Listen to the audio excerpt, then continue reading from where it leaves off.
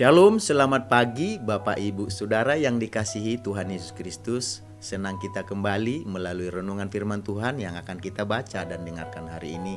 Damai sejahtera dari Allah yang melampaui segala akal dan pikiran kita, itulah yang menyertai hati dan pikiran kita dalam Yesus Kristus yang adalah Tuhan dan Juru Selamat kita. Mari kita satukan hati untuk berdoa sebelum kita dengarkan firman Tuhan. Tuhan Yesus yang Maha Baik, hati kami dipenuhi dengan rasa syukur dan terima kasih buat nafas dan kehidupan yang Tuhan berikan dan hari yang baru yang akan kami jalani. Berkati firman-Mu, urapi sebelum kami menjalani sepanjang hari ini. Dalam nama Tuhan kami berdoa, haleluya, amin. Firman Tuhan yang akan kita dengarkan hari ini saya bacakan dalam Ayub pasal yang ke-8 ayat 5 sampai 6. Demikian firman Tuhan. Tetapi engkau, kalau engkau mencari Allah dan memohon belas kasihan dari Yang Maha Kuasa, kalau engkau bersih dan jujur, maka tentu Ia akan bangkit demi engkau dan Ia akan memulihkan rumah yang adalah hakmu. Dari ayat-ayat yang kita dengarkan tadi, yang kita baca hari ini, kita akan berbicara tentang Tuhan menguji kesetiaan melalui penderitaan. Tuhan menguji kesetiaan melalui penderitaan. Penderitaan adalah keadaan yang menyedihkan yang harus kita tanggung, dan sebagai manusia tentu kita tidak luput dari berbagai penderitaan, pergumulan, persoalan yang menekan kehidupan kita. Dan apapun itu penderitaan, kita percaya di balik penderitaan Tuhan mengizinkan untuk menguji apa? Menguji kesetiaan kita kepada Tuhan.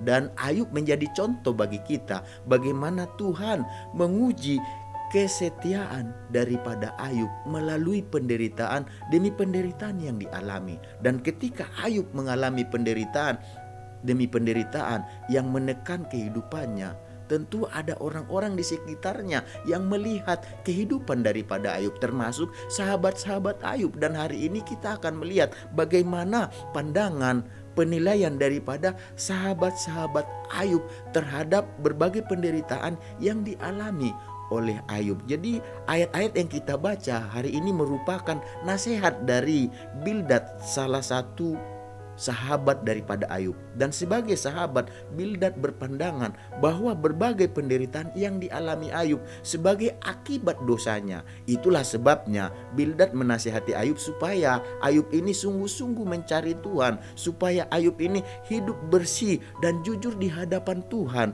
maka Tuhan akan memulihkan keadaan daripada Ayub. Jadi Bildad, sahabat Ayub, berpendapat bahwa berbagai penderitaan yang dialami Ayub merupakan akibat dari dosa yang dilakukan oleh Ayub. Jadi Bildad ini percaya bahwa Tuhan itu maha adil, Tuhan itu adil. Karena keadilan Tuhan ini, Tuhan akan menghukum orang yang melakukan dosa.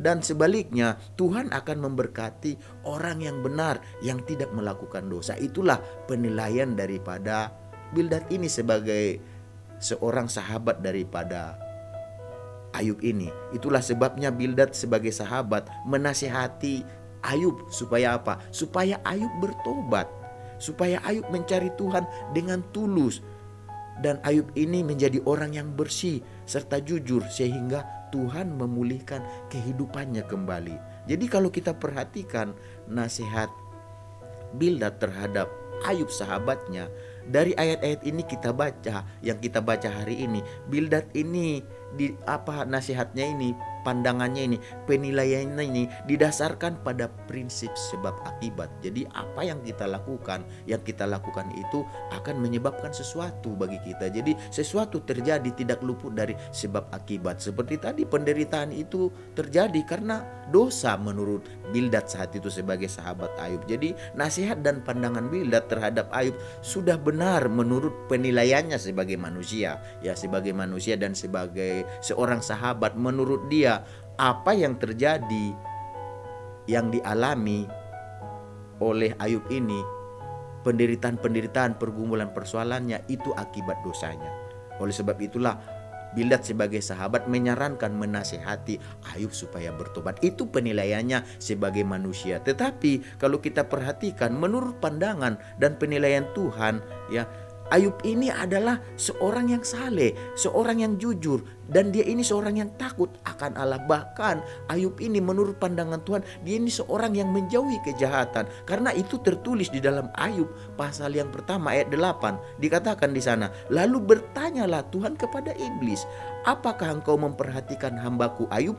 Sebab tiada seorang pun di bumi seperti dia yang demikian saleh dan jujur, yang takut akan Allah dan menjauhi kejahatan. Itulah pandangan, penilaian dari Tuhan terhadap Ayub ketika iblis menghadap Tuhan.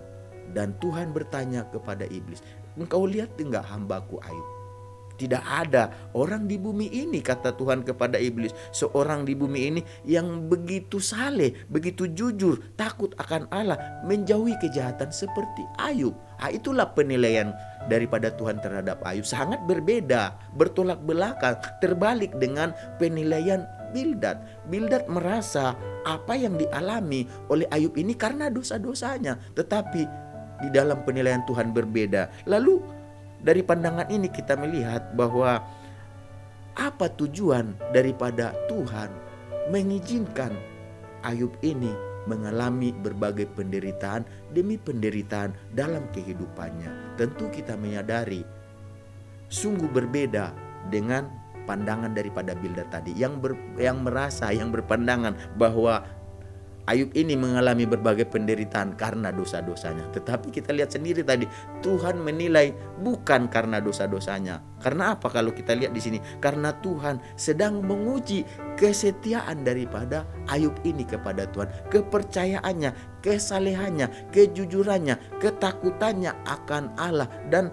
dia menjauhi kejahatan. Tuhan sedang uji melalui penderitaan yang dialami oleh Ayub ini. Masih tetap enggak dia di dalam posisi kehidupannya, kepercayaannya kepada Tuhan saat ini. Dan kalau kita perhatikan, akhirnya saat itu kita perhatikan apa yang dialami oleh daripada Ayub ini bukan karena dosanya, tetapi karena apa? Karena Tuhan sedang menguji kesetiaannya kepadanya. Karena pada akhirnya kalau kita perhatikan apa yang dilakukan Tuhan terhadap Ayub setelah Tuhan melihat bahwa kesetiaan Ayub ini teruji, Tuhan dikatakan memulihkan keadaan Ayub seperti yang tertulis dalam Ayub pasal 42 ayat 10. Lalu Tuhan memulihkan keadaan Ayub setelah ia meminta doa untuk sahabat-sahabatnya, dan Tuhan memberikan kepada Ayub 2 kali lipat dari segala kepunyaannya dahulu. Jadi Bapak Ibu Saudara yang dikasihi Tuhan Yesus, kalau kita mengalami penderitaan demi penderitaan, pergumulan, persoalan yang menekan kehidupan kita, mari kita melihat